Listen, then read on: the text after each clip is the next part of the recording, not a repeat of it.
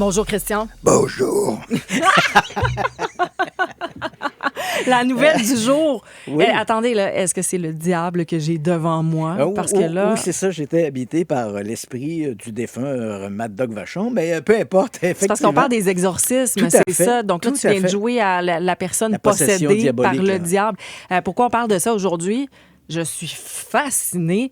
Il y a une hausse des exorcismes Tout à à fait. l'échelle internationale. Tout à Semblerait-il même que les prêtres exorcistes sont tellement en demande qu'ils ne fournissent pas. Tout à fait. Mais qu'est-ce qui se passe? Il faut savoir qu'aux États-Unis, on a 150... Ça, c'est un article qui vient tout juste de paraître dans le Baltimore Sun, qui s'est intéressé à cette question-là.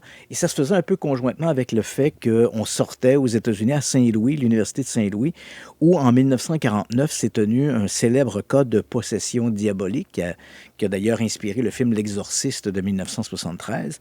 Donc, on avait la communauté religieuse. En fait, à l'époque, l'université était contrôlée, administrée par des jésuites, et les prêtres se sont retrouvés impliqués dans cette histoire-là. Et donc là, la même Université de Saint-Louis vient de publier un ouvrage fort intéressant sur la vision qu'on avait. En fait, ce sont des ecclésiastiques qui se sont penchés sur la vision qu'on avait à l'époque versus la perception qu'on avait de la possession diabolique. Donc, cet ouvrage-là vient tout juste de sortir et un peu conjointement avec ça, le Baltimore Sun a fait cette étude et il révèle effectivement qu'aux États-Unis, on a à peu près 150 exorcistes officiels. Ici, il faut quand même... Des spécialistes, Il faut quand certifiés. Même, tout à fait. Ils sont allés à l'école des exorcistes. Oui, avec le diplôme d'exorcisme. Hein? Donc, il y a vraiment une association des prêtres exorcistes à Rome reconnue par l'Église catholique. Il faut savoir que dans la formation des prêtres, il y a une petite formation qu'on appelle l'exorcista, qui permet à n'importe quel prêtre de procéder à des prières de libération. Parce que dans le phénomène de la possession diabolique, il y a deux types de possession. Un fidèle peut être tourmenté par le diable ou il peut être possédé par le diable.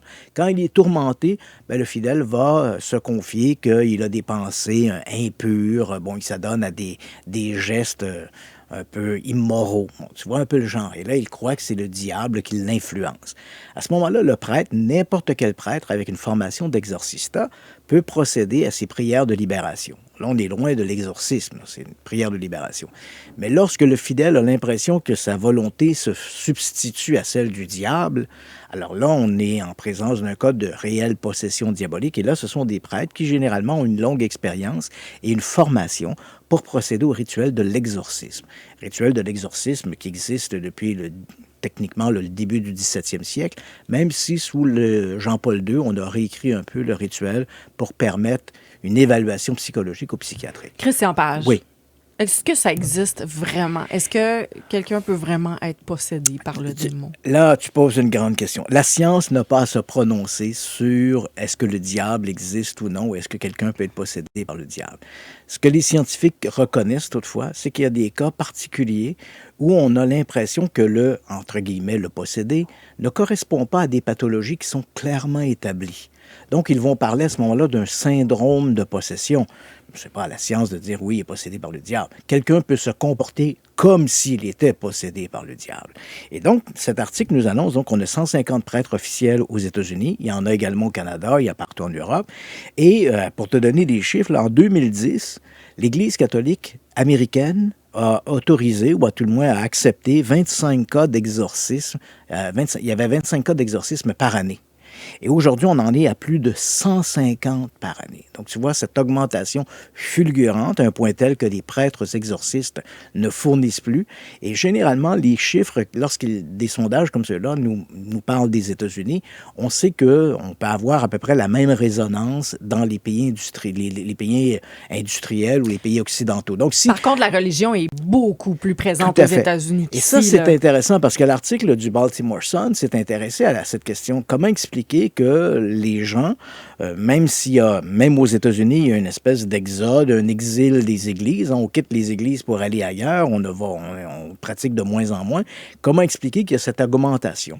Et les psychologues, psychiatres, sociologues consultés ont dit, en fait, les humains sont des êtres croyants. Donc, même si à un moment donné, ils se disent « je ne crois plus en Dieu », ils ont besoin de croire en quelque chose.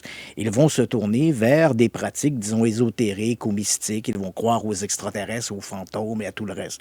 Donc, la croyance va se maintenir, mais vers d'autres thématiques que celles de Dieu.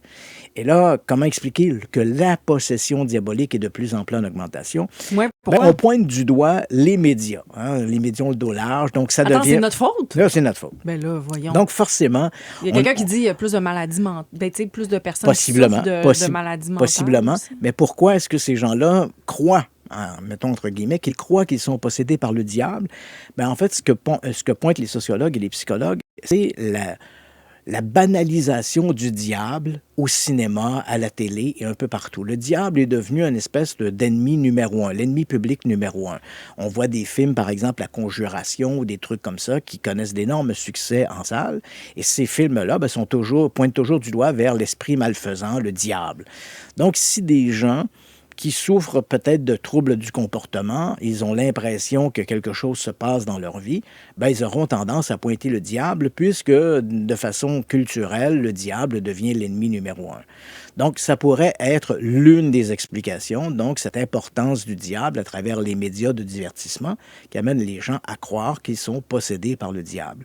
Mais bon, évidemment, ça n'explique pas tout. La position de l'Église elle-même reconnaît, parce qu'en septembre dernier, il y a eu justement une réunion de ces fameux prêtres exorcistes à Rome, et le pape Léon XIV, d'ailleurs, s'est adressé à eux en ajoutant, encore une fois, ou en mettant le doigt précisément sur le problème de la maladie mentale et invitant les prêtres exorcistes à faire preuve de plus en plus de prudence, justement à cause de cette augmentation. On le voit, on désinstitutionnalise, si je peux me permettre, les hôpitaux psychiatriques. Ben absolument, non, donc mais c'est vrai. les gens se retrouvent dans la rue et là, ben, à ce moment-là, n'importe quoi devient un peu une vision de... Puis eux, ils peuvent alimenter ça en jouant le jeu. Là. Voilà, tout ça, un terreau fertile à imaginer toutes sortes de choses. Puis là, bien évidemment, le diable va se retrouver là-dedans. Donc, c'est une situation qui est très complexe. On voit le phénomène, il est en augmentation. Et pour l'instant, on n'a pas vraiment une réponse. Comment réagir à ça? Est-ce qu'on doit augmenter? Est-ce qu'on doit revenir en arrière? Avoir une plus grande ouverture vers les centres psychiatriques ou l'aide des premiers intervenants auprès de gens qui souffrent de problèmes de comportement. Mais disons que le diable en lui-même, c'est une problématique. Il faut quand même préciser, Marie-Ève, que le phénomène de la possession en soi, évidemment, dans la culture catholique, on dit la possession du diable, mais c'est un phénomène qui est très répandu dans toutes les religions. 85 à 90% des religions à travers le monde ont des phénomènes de possession. Si on est, par exemple... Mais c'est toujours par le mauvais. Ben, généralement. Diable, pas diable, c'est toujours il y a des nuances mauvais. parce que dans certaines religions, il n'y a pas de bien ou de mauvais. Par exemple, dans le vaudou, les esprits sont les loas. Ils peuvent faire du bien comme ils peuvent faire le mal. Ils sont à la fois les deux revers de la même médaille. Si tu pratiques le vaudou, tu vas être possédé non pas par le diable, mais tu vas être possédé par un loa, donc un esprit du bas astral. Si tu pratiques l'Umbanda, une religion qui est très répandue en Amérique centrale et au Brésil, par exemple, tu vas être possédé par des orishas. Si tu es catholique, tu vas être possédé par le diable, et si tu es de religion islamique, tu vas croire que tu peux être possédé par un djinn. Si tu es du judaïsme, tu es possédé par un dibouk. Donc, tu vois, mais c'est toujours un peu le même phénomène de la possession, donc un esprit généralement malveillant qui va s'emparer de ta pensée, de tes comportements. Et en fonction des différentes religions, ben, on aura des pratiques, des rituels magico-religieux, disons ça comme ça, qui vont permettre de soulager le patient. Il y a une personne possédée qui revient, une personne qui serait possédée qui revient vraiment beaucoup dans la messagerie, je dois le mentionner. Il y a sûrement eu des demandes auprès des 150 prêtres exorcistes. On parle de quelqu'un avec les cheveux un petit peu orange, le teint orange. Est-ce qu'il y a beaucoup qui associent, est-ce que ça peut rentrer dans la catégorie de la possession? La possession de la maladie mentale, là... Voilà, on oscille entre les deux, on n'ose pas trop prendre position. Mais c'est vrai que c'est un phénomène qui est fascinant. Moi, je me rappelle, il y a de très nombreuses années, j'ai accompagné un prêtre exorciste dans plusieurs rituels d'exorcisme. Ah oui? Et j'ai dit souvent à la blague, je cherchais le démon, puis je n'ai vu que de pauvres diables. Parce que c'est un peu ce que j'ai vu. Des gens qui de prime abord, m'apparaissaient être des gens qui souffraient de troubles mentaux. J'ai rien vu de surnaturel à travers ça. Christian Page, on s'arrête, on doit le faire pour une pause, mais au retour, je veux que tu me décrives ça a l'air de quoi. OK, parfait. Comme t'as vu ça, là? Oui, absolument. Fait que, De quoi a l'air un exorcisme? Voilà. Après la pause, je te dis, il n'y a personne qui change de poste. Là. OK, bon, on y va. On va y aller sur l'exorcisme. Vous voulez commenter messagerie 98985 à tout de suite. Christian Page, on parlait, il y a une hausse fulgurante du nombre d'exorcismes partout dans le monde, notamment aux États-Unis. On est passé d'à peu près 25 par année à plus de 150 demandes. Tout à fait. T'as déjà... Puis là, on ne devait pas aller là, mais c'est parce que moi, tu peux pas me lancer ça puis que je te laisse aller. T'as déjà assisté à ça, toi? Peut-être 5 ou 6 exorcismes. OK, à l'époque, oui, je te replace un peu dans le contexte.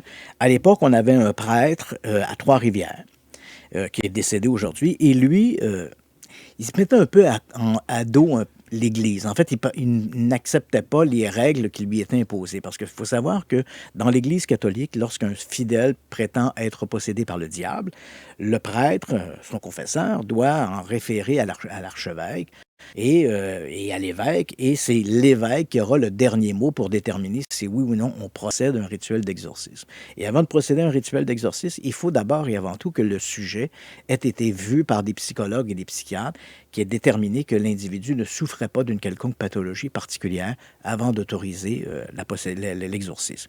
Dans le cas de notre prêtre à Trois-Rivières, lui, il passait outre un peu tous ces éléments-là. Donc, à partir du moment où quelqu'un allait le voir, il lui disait « Moi, je crois que je suis possédé par le diable », bien, lui, assez rapidement, il décidait d'aller de l'avant avec le rituel de l'exorcisme. D'ailleurs, je peux le mentionner, il s'appelle Germain Côté. Il avait même publié un petit fascicule, une monographie dans lequel il disait, son fascicule est intitulé « Les exorcismes, faut-il en faire ?» Mais poser la question, pour lui, c'était y répondre. La réponse était oui. Pour lui, c'était t'as le cœur qui te saute un peu dans la paupière. T'es possédé par le diable. T'es possédé. Alors, évidemment, quand on parle des rituels d'exorcisme, et un peu avec, on l'a vu au cinéma, c'est souvent accompagné de récits qui sont fantastiques. Il faut dire aussi que même pour la définition de l'exorcisme auprès de l'Église, le sujet, le fidèle, doit présenter des troubles très particuliers. Il doit parler une langue qui lui est inconnue, il doit faire preuve d'une force presque surnaturelle, il doit être en mesure d'identifier des choses, des éléments ou des événements qui lui sont inconnus auprès des prêtres exorcistes, des officiants. Donc, il y a tous ces éléments-là qui sont de nature surnaturelle, qui doivent être observés avant de procéder à un rituel d'exorcisme. Alors moi, j'étais un peu curieux de ça. J'avais fait des entrevues avec Germain Côté à l'époque. On est dans les années 90, le début des années 90. J'animais une émission qui s'appelait Énigme à la télévision communautaire sur la Rive-Sud. Et là, Germain Côté me propose de l'accompagner dans des rituels d'exorcisme. Alors, tu comprends que je suis sauté à pieds joints là-dedans. Mais là, ce que je comprends, c'est que lui, il est plus ou moins sérieux, par exemple. Parce que tu dis... Ah non, lui au niveau de sa foi, là, il y avait aucun... Lui, il était convaincu. Lui, il trouvait d'ailleurs que l'Église était trop mollasse par rapport à ça. Okay. Le diable, il est là. C'est l'Église, finalement, qui décide de prendre le recul parce qu'ils ont peur d'être poursuivis, ils ont peur de ci ou de ça. Il faut savoir que... Mais tu sais, c'est un bon comédien, là. Ouais, mais dans les... Non, mais tu comprends ce que je veux dire? Mais dans les années 70, il faut quand même savoir qu'il y avait un stigma. Dans les années 70, il y a eu un rituel d'exorcisme qui s'est mal terminé. Ça se passait à Klagenburg-Onheim, en Allemagne. Une jeune Allemande de 22 ans qui est décédée, qui s'appelait Anneliese Michel, et les prêtres ont été poursuivis en justice pour négligence criminelle. Donc, ça restait un peu dans l'air. L'Église était devenue un peu frileuse, on ne voulait pas être poursuivi. Alors, Germain Côté allait de l'avant, lui, avec les rituels d'exorcisme. Donc, je l'ai accompagné à quelques reprises. Ce que j'ai vu, ce sont des gens qui étaient particulièrement troublés. Même, j'avais fait une conférence à Montréal où je n'avais invité un d'entre eux qui avait accepté de parler à l'auditoire. Okay. Donc, il avait raconté son expérience en tant que possédé, ce qu'il avait vécu, puis comment le diable s'était émincé dans sa vie, avait pris le contrôle de sa pensée. Donc, il était venu raconter son histoire.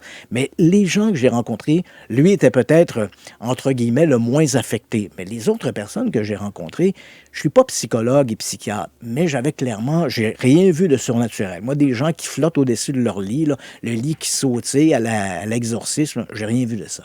J'ai vu toutefois des gens avec des comportements très atypiques, qui roulaient dans leur lit, qui criaient, qui bavaient, qui parlaient avec une voix gutturale, mais rien qui serait d'ordre surnaturel, des comportements extrêmes. Y avait-tu la famille où il était seul? Ben, généralement, et c'est assez amusant parce que la plupart d'entre eux appartenaient déjà à des groupes qui étaient plus ou moins religieux quand même. C'était pas des fanatiques religieux, mais j'ai pas vu un cas de possession diabolique chez un athée. Okay, tous ces gens-là... Ceux qui assistaient, c'était la gang. Ça. Donc, les gens qui étaient avec lui, par exemple, étaient des membres de sa famille et tous ces gens-là étaient fortement impliqués dans la vie pastorale de leur communauté, là, très, très impliqués, même presque à la limite, je dirais, des bigots ou des grenouilles de bénitier. C'était des gens qui étaient très convaincus de ça. Et là, soudainement, tout devenait, comme tu l'as si bien mentionné, l'œil qui sautille devient un signe du diable. Tout ce qu'il faisait, bon, on a trouvé sous son lit... Un an, on trouve un magazine, un coquin sous son lit, il doit être possédé par le diable. Tu vois un peu le genre, là, on est dans l'extrême. Et éventuellement, ma perception, mon analyse de ça, à partir du moment où on martèle à l'individu qu'il est possédé par le diable, il finit par le croire. Peu à peu, voilà, il finit par le croire et ses comportements vont se calquer sur l'attente. Et c'est quoi l'attente? Ben, si tu es possédé par le diable, tu dois parler avec une voix un peu comme ça, tu dois faire des trucs. T'es donc bien crédible. Oui, hein? Ça va-tu? Je pourrais te posséder. Hey, vous êtes à l'écoute en ce moment, là, dans l'auto, en train de travailler. Avez-vous fait le saut comme moi? Messagerie 98985. Non, mais j'ai eu peur pour vrai, Christian.